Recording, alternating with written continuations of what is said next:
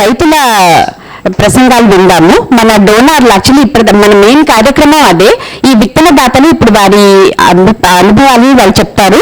దయచేసి క్లుప్తంగా చెప్పవలసిందిగా కోరుతున్నాము. రమేష్ రెడ్డి గారు, వెజిటబుల్ క్రాప్స్ డోనర్. సభకు నమస్కారం అండి. ఇక్కడ ఉన్న వేదిక అలంకరించిన పెద్దలకు అందరికీ నా నమస్కారాలు. నా పేరు రమేష్ రెడ్డి అండి. నేను ఉప్పల్ దగ్గర నా ఫామ్ ఉంది. నేను ఈ అనుభవాన్ని ఇప్పుడు చెప్పిన వాళ్ళ అనుభవాలు మొత్తం క్రోడీకరించిన తర్వాత నేను ఒక 5 years నుంచి నా కుటుంబం మటుకు, అంటే మా అక్కలు, అన్నలు, తమ్ములు ప్లస్ నా చాలా క్లోజ్ ఉన్న స్నేహితులకు నేను కూరగాయలు పండిస్తున్నాను. చేర్చినందుకు అంటే ఇక్కడ ఏంటంటే మనకు ఇప్పుడు నేను ఉప్పల్ నుంచి ఒక 4 kilometers అంటే కావాలని చాలా అడుగుతారు.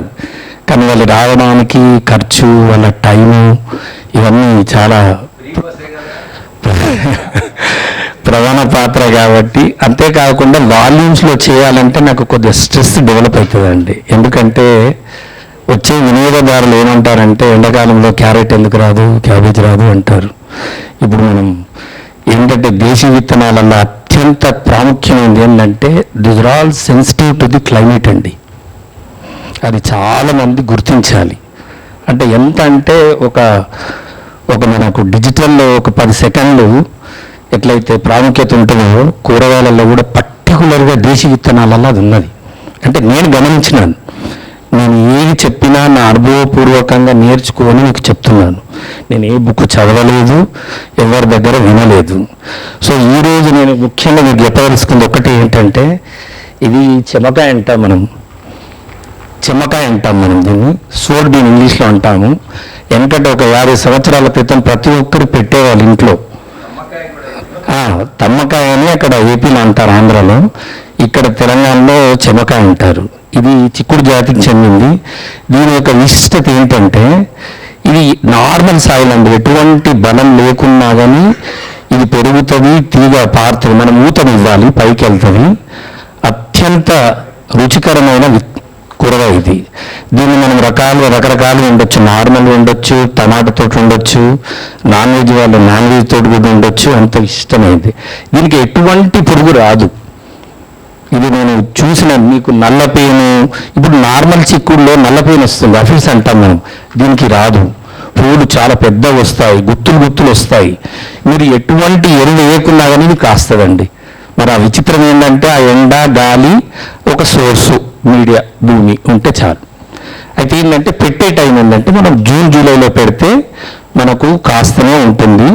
వింటర్ వరకు కాస్తుంది. వింటర్లో మాత్రం ఇది డార్మెంట్కి వెళ్ళిపోతుంది. ఎటువంటి చిగురు అటు పెట్టకుండా పోతుంది. మళ్ళీ మీకు సంక్రాంతి తర్వాత ఎప్పుడైతే టెంపరేచర్ పెరుగుతుందో అప్పుడు మళ్ళీ ఇది స్టార్ట్ అవుతుంది. ఇది చాలా ఇంకోటి ఏంటంటే వినియోగదారులలో, కన్జ్యూమర్లలో ఎందుకు దీన్ని గౌరవించరు, తినరు. ఇది మాది కాదు ఎందుకు, ఐ డోంట్ నో.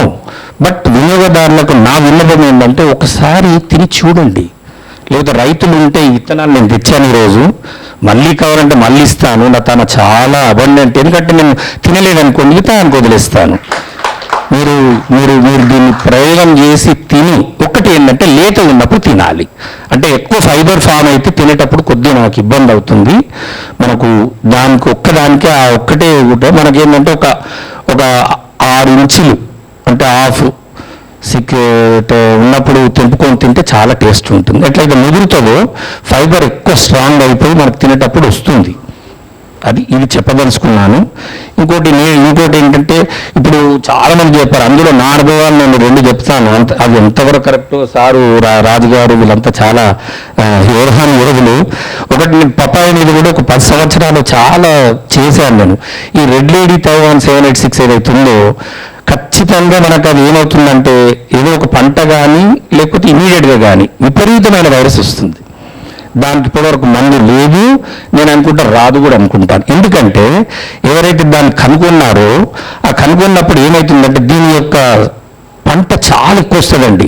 అంటే ఒక్కొక్క చెట్టు 60 kilos, 70 kilos, 80 kilos విపరీతమైన పాలినేషన్ అయిపోయి ఆ గుణము వాళ్ళు గుర్తించి దాన్ని మార్కెట్లో తెచ్చారు. కానీ అంత శక్తి మనం ఆ చెట్టుకు ఫీడ్ చేయకపోతే ఇమీడియట్గా వైరస్ వస్తుంది. నేను గమనించింది చెప్తున్నాను 10 సంవత్సరాల నుంచి.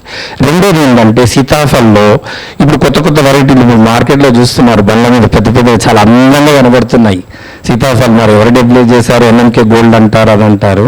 నేనేమంటానంటే మనకు బాలానగర్ వెరైటీ ఏదైతే లోకల్ ఉందో అది అంతే అద్భుతంగా ఉంటుంది. కొన్ని సంవత్సరాల నుంచి అడాప్ట్ అయి మన దగ్గర ఉన్నదాన్ని వదిలేసి కొత్తది పెడితే ఇంతింత పెద్ద పండ్లు, ఆ పులుపు ఉంటుంది. ప్లస్ అన్నిటికంటే ముఖ్యం వెరీ డేంజరస్ ఏంటంటే మై అబ్జర్వేషన్, ఫ్రూట్ ఫ్లై ఎక్కువ వస్తుంది ఇందులో. ఏదైతే మనం సైంటిస్టులు సోకాళ్ళు కష్టపడి కనుగొన్నారు, కానీ టైం ప్రూవెన్ కాదు అది. ఫ్రూట్ ఫ్లై లాస్ట్ ఇయర్ బాగా సమ్మర్లో వర్షాలు పడ్డందుకు మామిడిలో వచ్చాయి, తర్వాత జామలో వచ్చింది, తర్వాత సీతాఫలంలో వచ్చింది. ఇవన్నీ ఏంటంటే చాలా దగ్గర నుంచి నేను గమనించి వాటిని నేను నా స్నేహితులు ఇట్లా అవకాశం వచ్చినప్పుడు మీతోటి పంచుకోవాలని నాకు ఒక ఉండే ఆశ. అది ఇప్పుడు నేను పంచుకుంటున్నాను. Thank you.